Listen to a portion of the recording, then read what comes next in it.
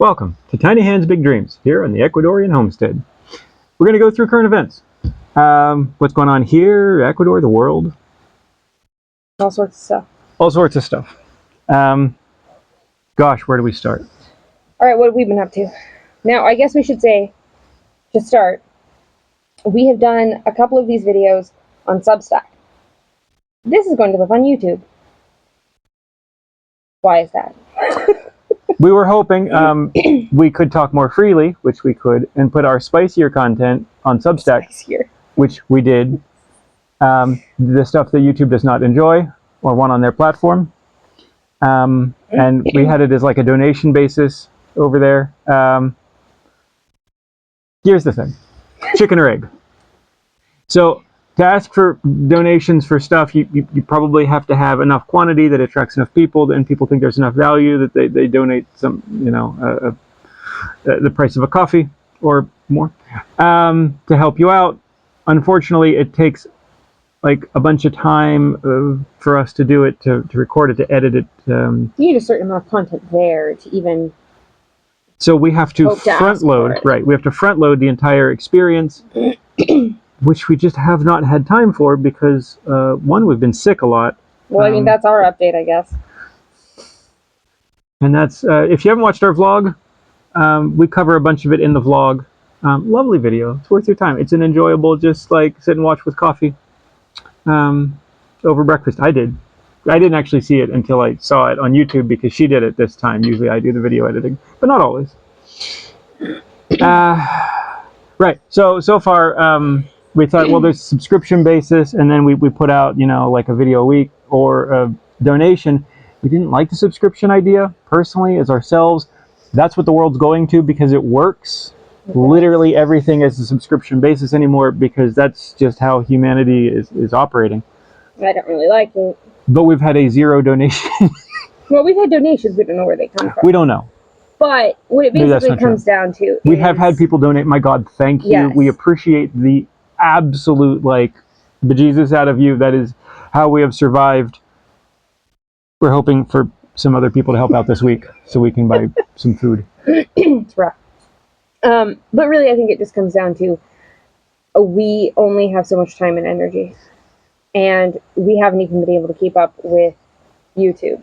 So we have to get back to being able to do our regular stuff, and then maybe we can do extra for a Substack. Right. While surviving at the same time. Now, YouTube has turned into a hamster wheel. I don't know if you know this, but they really, really push either A, you're an old channel and you're big. You have all these subscribers, you have your set audience, they're going to watch no matter what. Sure. If you're that, you're golden, or you're on the crackhead hamster wheel of you literally just have to put out a lot of content. And they only push your new stuff, and they only push it for 2 days, and then it's dead. If you watch the views, it goes, thunk.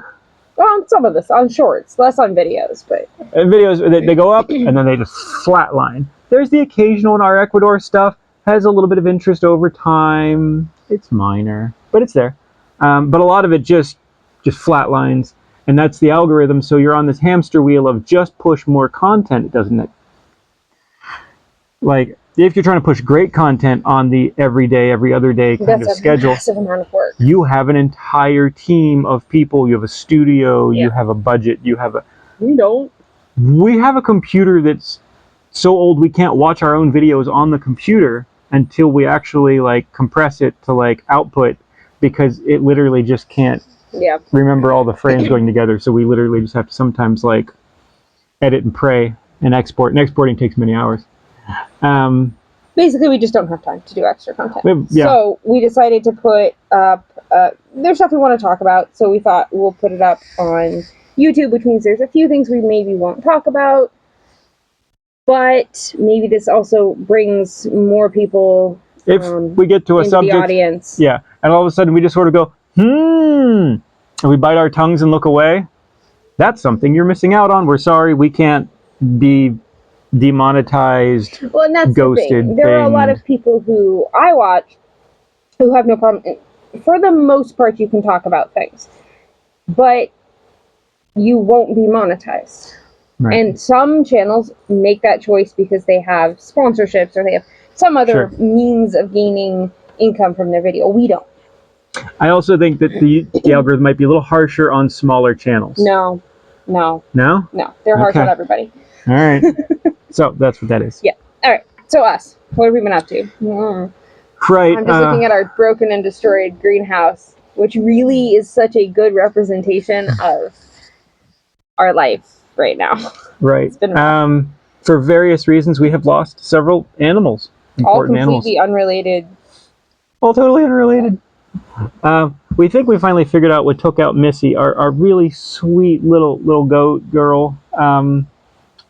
She was, her and Maverick were like our most recent births. We think she bit a caterpillar.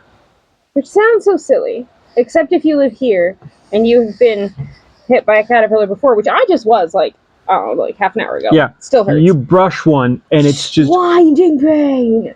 Just horrific blisters, blinding pain things. There's apparently ones that can kill you. I forget which kinds, but there's like some lethal caterpillars if you get enough sting on you. There were some signs it was very strange when she died, and that we're kind of like, we keep going over it and over. We think she might have, because they're the same color as the leaves. They're perfectly camouflaged as nature intends it to be. This one that got me was actually underneath the leaf. I couldn't see it at all. I had to like look and look and look and look and look, and she knew the exact spot. And even then, it took me a minute. And I was looking for a caterpillar. If you're a goat, you just chomp. We think she chomped one, and she had just massive seizure, muscle spasms. Yeah, it's really sad. So anyway, we lost a bunch of animals. That's been rough dealing with that. It's a huge setback to our project. We've been sick first from whatever endemic virus is going around the world that people haven't heard on the news. But I've heard about, from all over the world, of this weird virus. You're sick for weeks on end. I have been slow to recover. My brain is not the same. It's different. I have weird old memories popping up that I haven't had. You also perhaps have the secondary issue of fever-related seizure, which is a new and fun. Yeah, I had a small seizure. I think that's good for your brain. In the midst of all of it, we were worried that we may have had a rabies exposure, so we got rabies vaccines, which knocked us down a peg or two. 3. 10? I did not respond well. She had the 1 in a million reaction. I enjoy always having those reactions. No medical book talks about and is continuing to have. Not dead? Not dead. Wasn't sure there for a minute. Got real bad. So that's us. It's been bad. But everything is like falling apart, dying. Well, we basically... The greenhouse is trash. The maracuya is trashed. That was in the vlog. Check out the vlog. It's a lovely vlog. I'm a huge dork in it, apparently. That's what happens when I edit the videos. She thinks it's funny. I think it's entertaining. Your true self. Anyway, welcome to our lives. So we have been basically just trying to keep everything afloat-ish. On partial brain capacity. Physical capacity. God, it just seems like emotional capacity. Everything is having some sort of... Even our solar. My battery's having a total... we've had twice now where the power has just turned off. So that's the inverter. Which is a separate, different one, unrelated problem. But whenever something fails but then seems to fix itself is very concerning. Right, so our fancy Victron inverter just blinked off. Not a high load situation, not anything weird. Twice now. 3 times. 3 times? 3 times. The first time I had to go and reset it, like full hard reset, turn off the battery to it. And then it just came back like nothing was wrong. And then one of the times it just, by the time I told you the power is out, it was back on. Again, it's a 5,000 watt inverter, which can surge to 10,000 watts. We've never put more than 3,000 on it. Literally, our whole world runs on an extension cord that's 14 gauge. There's not enough cord. There's no way. There's no way that it could literally do that. So that's stressful. Right. But the battery's having an unrelated failure. I've got one of the cells is just dropping out on me, but that causes the pair of cells to drop out, which causes the battery to only get to like 25% charge and then just like quit. So I'm losing 5 on the top, 25 on the bottom. So I've got the batteries literally 30% less. And it wasn't super oversized to start with, so that barely gets us to the next day. Like, we have to now get it to pretty much a full charge. Which definitely isn't going to happen every day in the rainy season. So, yeah, I'm working on a fix with that. Totally unrelated. All the things have been unrelated. All of them. Okay. Positive news? Anything positive? Can we come up with positive? Glass half full. Something. Anything. We don't have rabies? We don't have rabies. We probably won't ever have rabies. Yeah. Or at least for 3 years. We did vaccinate the pigs. That was fun. There's a short. That's why my arms hurt. That's right. You should watch the short if you haven't seen the short. Where we give the pigs shots. They don't mind the shots. They do not like being picked up. They're big. They are strong piglets. Like, I've had to, like, we've bought pigs from other people that have been 3 times their size and the same strength. That was exciting. Yeah. Yeah, we got them taken care of. We've continued to work on the house, which means we are slowly inching forward. Inching forward. Walls continue to suddenly appear and go up. Suddenly appear. It's just suddenly appear. I walk up and she's like, done more wall. Suddenly. Yeah. Yeah. So we're managing to still make some progress. Yeah. The garden is a... We're running out of roof, though. Well, the roof is only so big, and we can only work under the roof. Yeah, most of the time. Yeah, as far as growing food, it's the rainy season. Some stuff's doing okay. Some stuff is not. Grass. Well, I mean, the sweet potatoes are doing great. The corn is really... I'm looking at it. The corn is really tall. It just fell over a lot in the heavy Some rains. of that corn is 12 feet tall. Oh, at least. Which is infinitely better than our previous corn. Like, each time... it has gotten taller than the time before, and the problem it's had this time, yeah, it's fallen down. We've had massive rainstorms. And wind. All right, so let's talk about, like, us and Ecuador as far as the rainy season. It's ridiculous. So we went from drought conditions. Countrywide. And here was not as bad as other places. We, for whatever reason, have missed the worst of both sides. Yeah. So big props to where we are. Love it. Other places have been hit really hard. The drought was real bad.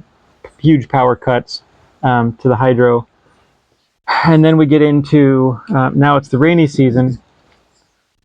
So massive. If you haven't seen the news, you look up Ecuador and flood. And there's just, the streets are rivers, land is falling down, cars are floating away, trucks have washed off the road. Yeah, there's been fatalities. The list of road closures is like this long. I think it's at like 11 flood-related fatalities. Yeah, the coast is being hit really hard. Yeah, the roads, like I'm just looking at road after road after road after road that has washed away, landslide, in some way disappeared. When they put in roads, like, they need to get from here to there, dudes go out and they make a road.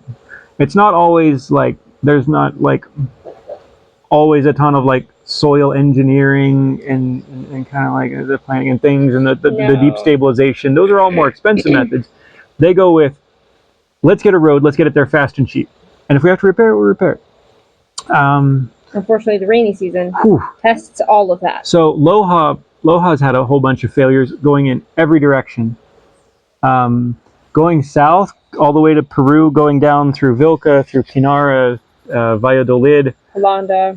Closed. Well, there was there's one just south of Loja, and then they sort of, and again, when they're fixing it, well, they don't have time and they don't have equipment because it's just spread so thin over the whole country that it's just...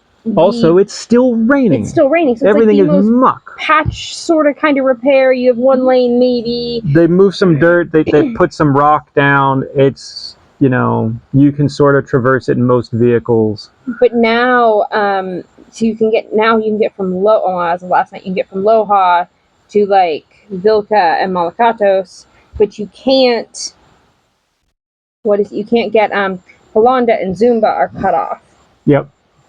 So if you're down in Zumba, you're cut off multiple places. North. Well, basically anywhere in the country. Yeah. I think you're completely cut off. So, and that's part of why we looked at moving to Valladolid, which is beautiful, lovely weather, beautiful area. It is currently completely cut off from anything north. And there's nothing there. Oh no, everything now, because you also can't go south. Yeah. You're literally cut off. There is nothing like. There's some tiendas that is. But that won't matter either, because there's no way to get anything to the tienda. So once they run out, right, they're out. There's. You're stuck with whatever you had. Yeah.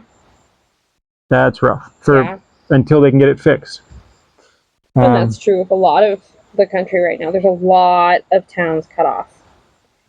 It's one of those, like, if the trucks working on it happen to be in the area, that's great. If they run out of diesel, you now have to find a way to get diesel across what might be just total hillside, no road. Like, it's... Well, and when we're saying, like, roads are closed, it's not side roads, it's not private roads. These are the main highways. The Pan American Highway. Yeah. Just gone. Poof. Just gone. Yeah, there was the big one just outside of Loja going to Vilca, and it just left. Yeah. And they piled a bunch of dirt in there, and they said it's okay for light vehicles. And there's a couple of places where the hillside has just like the gone. Road is just left with it. So they've like carved into the hill a little deeper, which isn't going to last. It's a mess. It's a mess. But honestly, serious repairs aren't going to happen until after the rainy season. I think it's 8 provinces now along the coast, which I think might be all of them. It's most of them along the coast are in a state of emergency, like declared state of emergency. There's a lot of people that have been displaced, homes gone, flooded, rivers have overflowed. Right. So here we're like, oh, our road is like, oh, we can still get in and out. It's rough. I mean, like at some point the road's there's part where it's sloughing away, and there's other parts we had to go in and like clean it with machetes and shovels. There's the river crossing. We go and stack rocks and let the sand build up to where we can. For the most part, we can manage it. The only one that worries me is where the actual road is being undermined. That one's going to go at some point, and we can't fix that. There's no way around that. But hopefully, it holds out until the worst of this rain event is over. Yeah. Which they say should be today. Yeah, and I did talk to the road crew guy. They inspected the road. They rolled up here. I said hi, and they said, yeah, we're going to get to it. They said this week, and that was last week. But honestly, it's still passable, and there's places that aren't. So there are people that haven't been able to leave in a week or something. Yeah, if you're cut off, they give you priority. So I'm okay with that. Yeah. We have technology anxiety. Everything just quits on us. So that's the rainy season. I guess that's just something I thought was interesting. When people I know there's a lot of people looking at moving here, and I lost my train of thought with the mosquito. I'm sorry, I can't. I know you can't. It's just so when you're looking at where to move, there's a million things to think about. Where in Ecuador you want to be.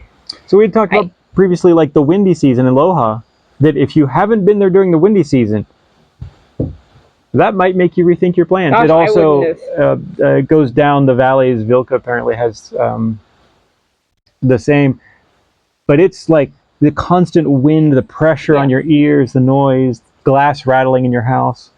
So one of the things that I've noticed is where is being hit the hardest, which is strangely not where we are, which I thought it would be, given that we are typically wetter than everywhere else. Yep. I thought we would get hit really hard with the rainy season, but we have not been, at least this year. Right. The coast, and this is, I started reading into like historical information. The coast seems to be hit really hard all the time, like every rainy season. Really? It gets hit really hard. Well, didn't they dispatched government officials to like Noboa study? Did. Okay, Noboa. He sent people to Manabi province, somewhere there. I don't know exactly where, because it is hit so incredibly hard and repeatedly of like solve the problem. Well, so what he said was basically that this is not isolated to this year. This happens every year, and they aren't well prepared. So there needs to be some level of preparation so that because this happens every year, Yep. it could not happen. Yeah. Or, I mean, they could manage it better Maybe. instead of trying to band-aid it every year when it happens.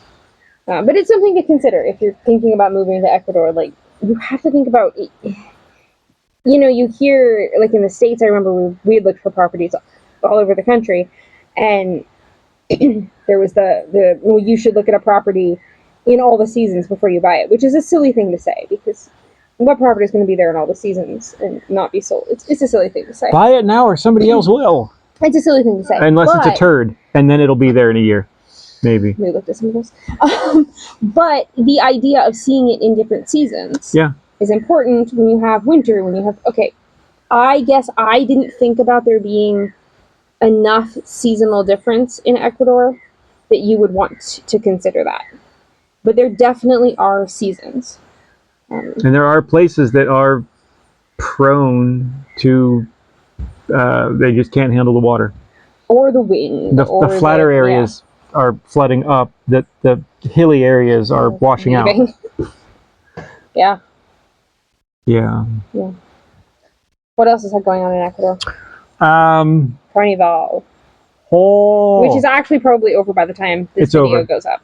I think it's over as of today, yesterday. No, today. Today? Today's the last day, I think. So Carnival is not our favorite holiday here in Ecuador. Like, we enjoy taking part of the festivities and the local things and the culture. We don't fully understand Carnival. We didn't grow up with it. So people have a thing that we've noticed. This is like a total perspective of someone who doesn't know or understand the holiday and only sees it from their very limited viewpoint of ours. As we drive around trying to go about our daily business, like to go get grain for the animals, there's kids up and down the street and people with buckets of water, water balloons, squirt guns, and everybody's fair game. And canned foam stuff. And canned foam spray, silly string. Mostly the foam. Mostly the foam. I think the silly strings is more expensive. Yeah. Yep. And then, but yeah, the buckets of water and the things. You just be driving, and it'll just they'll just throw the bucket of water right through your window. Yeah. There's no rules. It's not my favorite thing. Yeah, we're like, we just really don't want to be hosed. Yeah. Can we not? Have our windshield broken?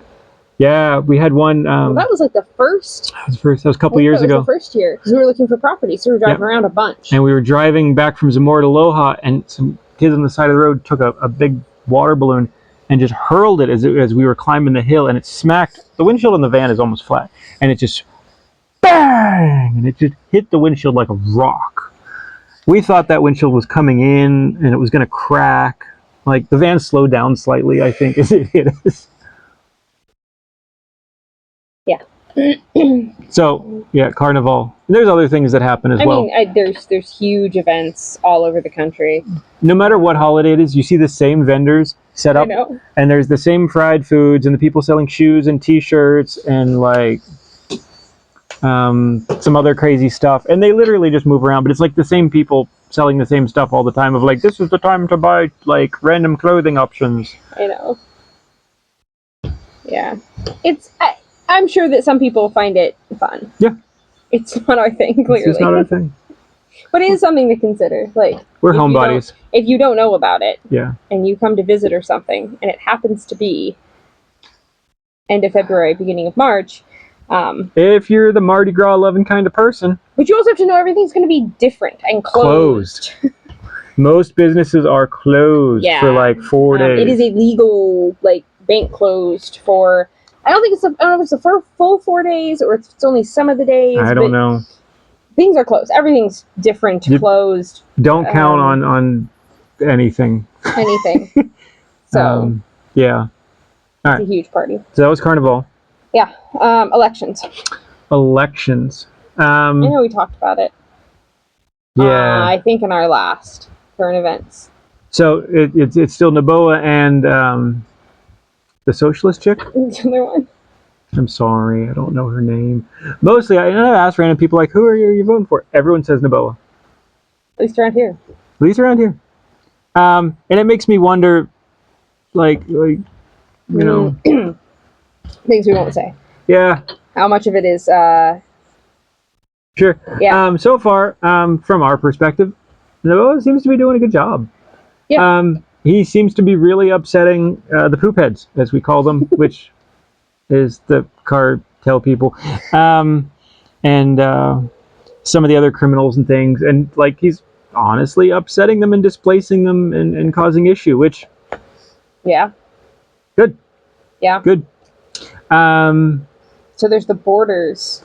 Oh, he closed the border to Colombia? He closed a bridge border. Right. And he didn't close it. He only closed it to vehicle traffic. So there's the thing. Even when there's road closures and stuff, the indigenous did it when they got mad about. Would they get mad about the paro? I don't remember. There's paros where they block the roads. Yeah, they get upset about conditions, things, and then the indigenous something will close theirs, and they'll just dump gravel in the roads.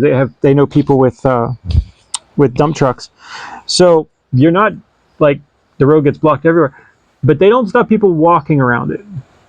They're not trying to stop citizens, individuals, people. They're trying to stop truck traffic. They're trying to disrupt enough that then the government will listen to them. But if you really had to get somewhere, like you get to one and then you get a taxi on the other side of it, you walk 20 feet. Like is it a huge inconvenience? Yeah. Is it rare? It's also rare. But it's interesting the flavor of if that was in the States, like, and there was a bunch of miscreants like totally blocking road or traffic. No, I've seen people like just straight up get the crap beaten out of them. Oh, no one's allowed to go past us. I don't care what. Here, they're like, it's more reasonable kind of protest. So yeah, he closed the border with Colombia to vehicle traffic. It was one of the crossings. I don't know the whole story behind it. It was basically just to stop illegal people and probably products. Because Carnival, there's a ton of traffic. That's a good time to smuggle stuff across. There's just too many people to inspect. Giant diplomatic brouhaha things. Well, we're working to resolve the thing. Basically, by the time they get around it's already reopened. To resolving it, it's already reopened because it was really probably intended just to be a temporary closure anyway. And then they're opening military bases, I think, on 2 at the southern border. Which there's, to my knowledge, 2 road crossings into Peru. There's one down in Zumba, and then there's the other one, which is the Pan American Highway closer to the coast. Yeah. So they're going to open 2 military bases, which I'm guessing are probably at those 2 approximately those 2 places, in order to better manpower guard, again, poop head activity. Well, because like I have said this before, and then I read it, or at least that vindicated me a bit. There isn't enough, because the border is isolated from the rest of Ecuador. It's just far away from any large cities. Yeah. The southern border. Then there isn't any police presence, really. And when we're talking about that kind of thing, because here there's like I cannot think of the name. The traffic police. Transito. See, I couldn't come up with it either. Poor brain. Traffico. That's my Spanish translation kicking in. So there's Transito, and they only deal with,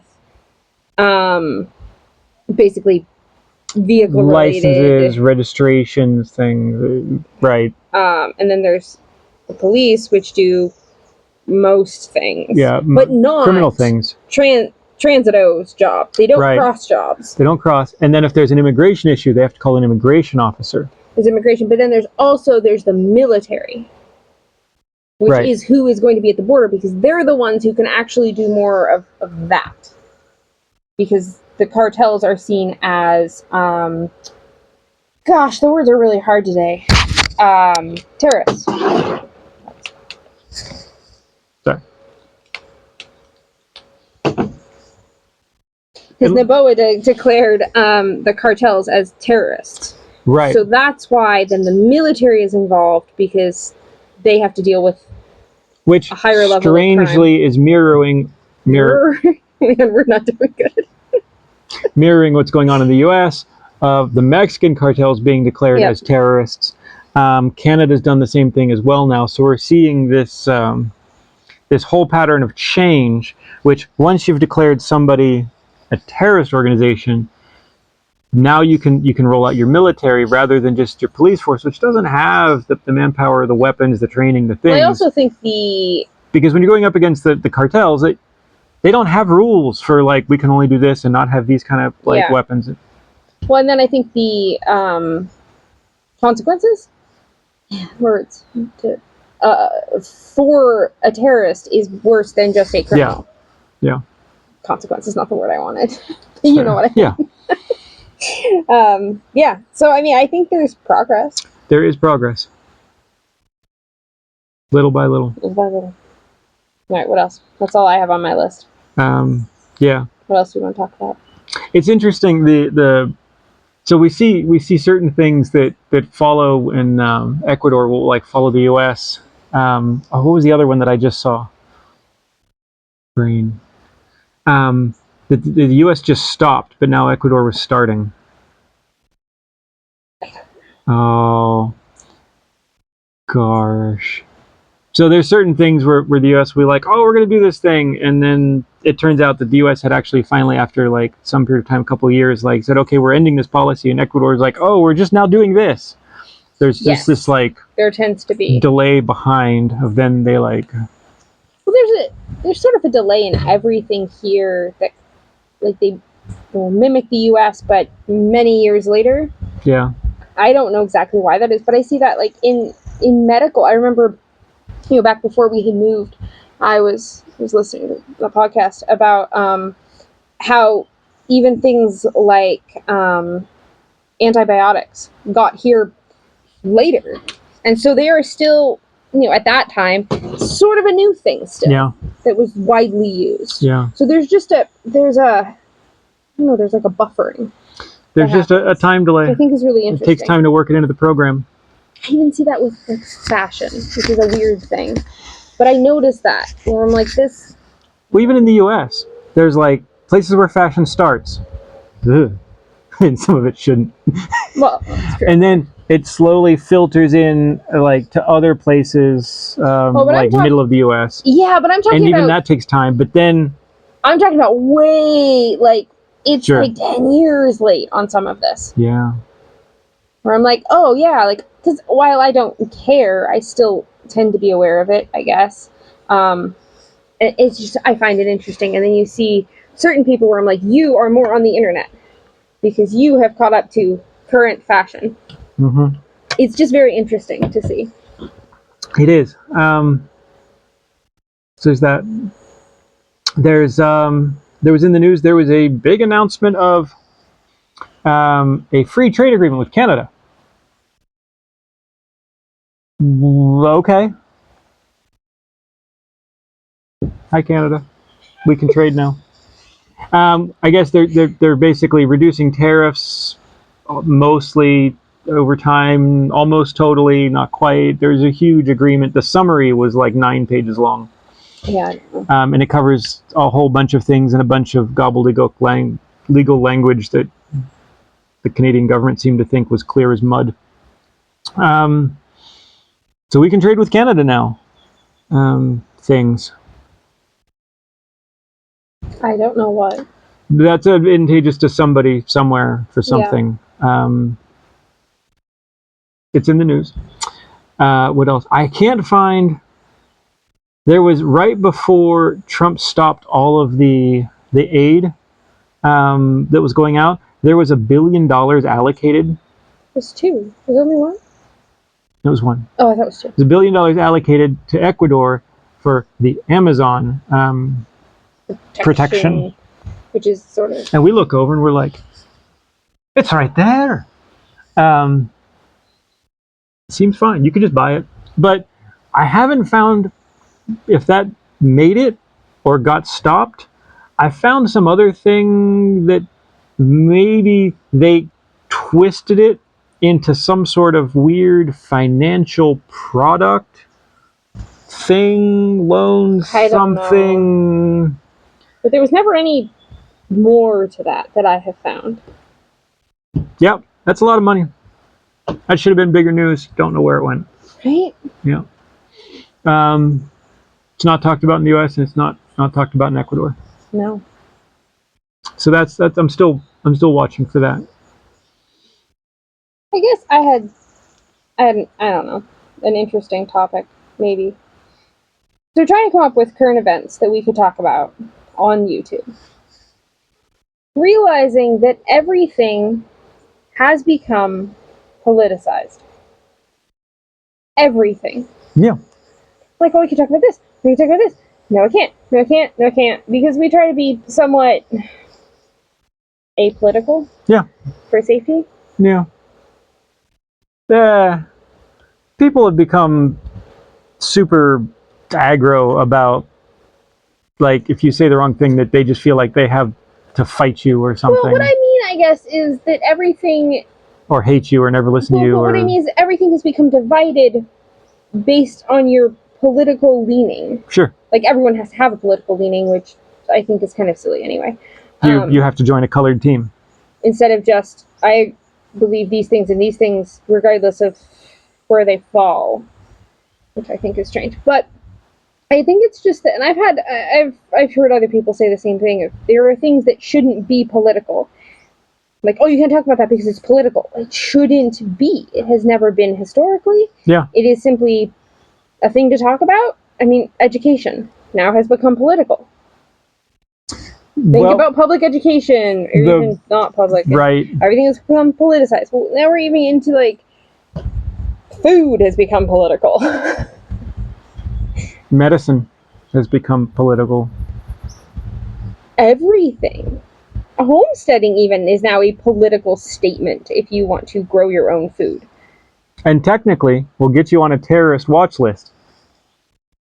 Stockpile your own food, talk about being self-sufficient, like basic things. You're like, I'm going to keep chickens and have eggs and things and stuff the government literally used to put out flyers to tell you to do, was legitimately, in the past couple of years, a reason to put you on official terror watch lists from the FBI. By their own words. Why? Because you're not susceptible to sudden shortages of food? It makes it so impossible to have conversations. There are things that I think, as people, we should be able to just talk about. Yeah. And have differing opinions on a subject. We used to be able to have debates. Debates used to be able to exist amicably. And during a debate, people, like, not only understood their subjects, understood, like, the criteria, maybe even agreed on some of the facts, but then also had an open enough mind that, like, we're coming to terms with a subject and I'm respecting your opinion, and therefore if you say something that I don't know about things and it changes part of what I'm thinking, then we could both alter the other person, which has totally become you can never alter your viewpoint, you must only win. Did you ever take debate in school? Did you ever, like, learn how to debate? Not officially. I remember doing that. I mean, the official debate. That's how I got into trouble with all my teachers. No, not arguing. Official debate.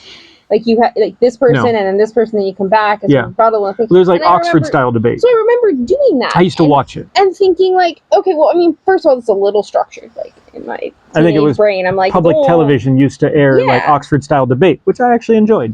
But it meant, like, you couldn't just argue and be like, man, you're stupid. You had to actually have facts. It had to be intelligent, well-spoken. When you were 12, you said a nasty thing to somebody, and you're racist. Like, how does that change anything about what we're talking about It had to be on subject. It can be something else. It can be a personal dig. It can be... I see, like there's a whole bunch lately, this is just in the last few days, about J.D. Vance, because he was part of a negotiation with Zelensky in Ukraine, and now I'm seeing this flood of political bot. Hello, little bird. Almost landed on my head. Little bird. All these things of, like, oh, you're this and your pants are short, and they're recreating him so his face is pudgy and he has extra eyeliner, and they're like, you look funny, and I'm like, what's that have to do with anything? How the F old are you people? This is your best argument, is to, like, caricature him and say he looks funny to negate his ideas of what he's trying to do? If you disagree with freaking talk to the man, argue with him even. If you disagree with him, then disagree and do so intelligently. Don't just, like, point. Don't act like an irresponsible toddler. Or a monkey flinging poo. Poo flinging monkeys. Don't. Like, learn to be an adult and to have a debating, respectful conversation with somebody that you start off by not agreeing with. My grandfather was an arbiter for the Steelworkers Union, a wonderful, wonderful man. And he taught me some different bits of advice. And he goes, sometimes you sit down with like the owner of a steel plant. And this was, we go back into the, I don't know, 50s, 60s, 70s, like when he was doing his 80s. And he goes, and they're a son of a bitch. He goes, they're an evil human being running this plant. Like they're just like the old railroad tycoons hell bent on making money at all costs. They don't really care. And he goes, but you have to find common ground. You have to respect them enough to talk to them, because if you don't respect them, it comes out in the way you talk. And they sense that you don't even respect them, then they're not listening to what you say, which means nothing you say can gain any traction. So you have to understand that you're completely different and that's fine, and still respect each other enough that you each hold a position that you're going to talk from. And he used to resolve a lot of contracts and get a lot of things done and get people back to work and get benefits and more productivity, and like he was very successful by being a decent, reasonable human being. Yeah, it goes a long way. Goes a long way. And now what we see being taught in schools, and this goes back to education, has become political. Yes. And I just saw a thing. Put politics into schools. How I even saved the tab somewhere. Someone was talking about it, and he goes, but if you look at who the teachers are and how they're taught and who they pull into their educational system and then how they're taught, you've loaded the entire education system one way, and it's absolutely become political. And unfortunately, it's now churning out all sorts of terrible ideas, and the people who have graduated from that system have gotten back into the system, and they've gone into this feedback loop of like cultish self-gratification, and it's not producing good students. No, it's not producing winners. No. There was a picture I saw, it came out of China, and it said this is the same train conductor, and he was in front of an old steam-powered locomotive that he was the conductor of. And then 20 or 22 years later, it was him in front of his new train that he was the conductor of, which was a superconducting maglev high-speed train that does like 300 kilometers an hour or something. That's quite the difference. And it's just like 2 decades. Holy cow, China. Wow. Like you've just, and there's a lot of problems in China. I'm not going to like say everything's rosy, but they produce a ton of highly skilled people, and they're populating their economy with that. And they're very serious about their education. Yeah. If you watch, different advertisements for countries, like the one people compare military videos of like, what's an advertisement that they show to the population in Russia for your military, or Poland, or some of these other countries, and you're like, yeah, those are dudes doing some crazy stuff, parachuting into things, doing some special ops stuff and this and that, and they're like manly men jumping off of cliffs and doing and then you watch the one for the US and you're like, oh my gosh, it's a Care Bear hug session, like something, and like, yay, us. Like, you're not a lethal fighting force. You don't scare me. Who are you attracting here? That was a real one too. That wasn't fake. That's maybe for a different job. Maybe there's daycare centers that need these people. There are. No, please don't do that to the children. That's a bad idea. For dogs. Oh, okay. That might be okay. Play with the puppies. Oh, yeah. Anyway, but reasonable conversation, reasonable... Well, I guess that was just the point. Is I was trying to figure out what we could talk about that was not politicized in some way, or controversial in some way, or... I'm like, no, everything has become a point to argue about. Well, everything. If you don't this, and if you don't have a certain flag or emoji I don't in your signature line... Whoa, that was a waspy thing. No, I don't even mean that.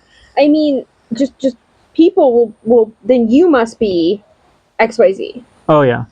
Well, then And you if you're must one of believe those, this, I can discredit you. or you've hurt my feelings, or I feel unsafe with you, or I'm over here. I don't know the whole unsafe thing. Not sure we all need to feel so safe. I mean, I grew up, as generations before me, with the old sticks and stones can break my bones, but words will never hurt me. No, I don't personally agree with that. But that's you know like what is your level of hurt? You can. Maybe we need to move back towards that. Maybe towards it, maybe not all the way to it. I think that might have been a little far. But it's, I don't know. It just becomes such an interesting thing where there is just nothing that we can talk about openly anymore. Yeah. There's just nothing. Hey, it's better than England. That's a very low bar. Watching Europe and England head to the toilet. If anyone is in England, hi. I enjoyed your country when I used to visit it. But I'm sorry of what your government has done to you and your rights. Watching people go to jail for memes, or you said a nasty thing on the Facebook, so we're going to send 4 officers to your house and take you to jail under a terrorism clause for hate crime because you said something on the Facebook. I've never understood the phrase hate crime. I think if you do a crime against someone, you probably don't like them.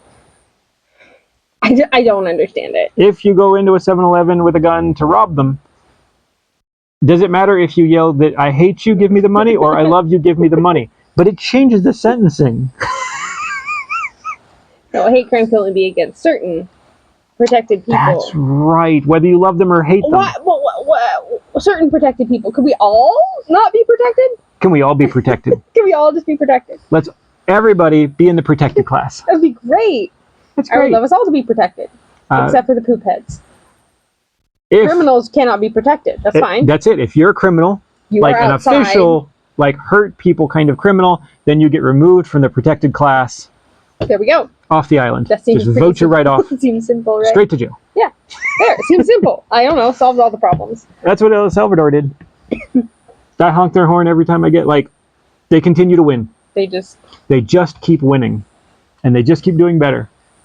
Didn't see that coming. Nobody saw that coming. like, wait, where? Like, huh? I bet you I just kind of wrote that off. 99 out of 100 people can't point to El Salvador on a map. That's true. I mean, to be fair, how many people can point to Ecuador? I couldn't. Most people in the U.S. can't point to the U.S. on a map. Okay, that's fair too. Those videos are hysterical. Those are college students. But could you name a neighboring country? Montana? We're not very good at it. I mean, we're okay with the U.S., but like in general, we're not that good at it either. It's kind of sad. We do better than most. We found a cool map game for the kids, and you could do states, rivers, whole world, countries, and they're just like, I would just like highlight it, and then like if you got it right, or I can't. Or no, give you the name, and then you had to like click on the country, and then it would just like it was timed, and you just reset. It was the map game, Cetera, I think it was. Yeah. Man, it's so good. For a while, they've totally forgotten it now. Both kids knew every country and every state in the world. Yep. Like just boom, hands down, they could just finish the game, and they've totally forgotten it. No, because once you stop using that info, like you don't keep it. Where is Bosnia Herzegovina? Ping! Like. I know, right? Yeah. It was fun. Yeah. All right. Is that it? I don't know. Is it? I think it's it. We got work to do. Yeah. Latest newsletter came out. It is cool. It has the super secret, highly valued, incredibly tasty, coveted beef jerky recipe. Is it secret? It was until you published it on the internet. It's really good. It's on there. It's delightful. Make some beef jerky. It's good. Impress your friends. Watch your family love you. You know, make some good food. You'd be surprised what simply giving some good food to your family does for internal relations. So I've kept you around. Yeah. Is there anything you just said yeah to that? Is there anything that the kid like has ever poo-pooed on saying, well, I don't want to eat that, Mom. Make me something else. Ever? Ever? Never. Not once. Zero. He used to not like shrimp, remember? It was his one thing he didn't like in the whole world.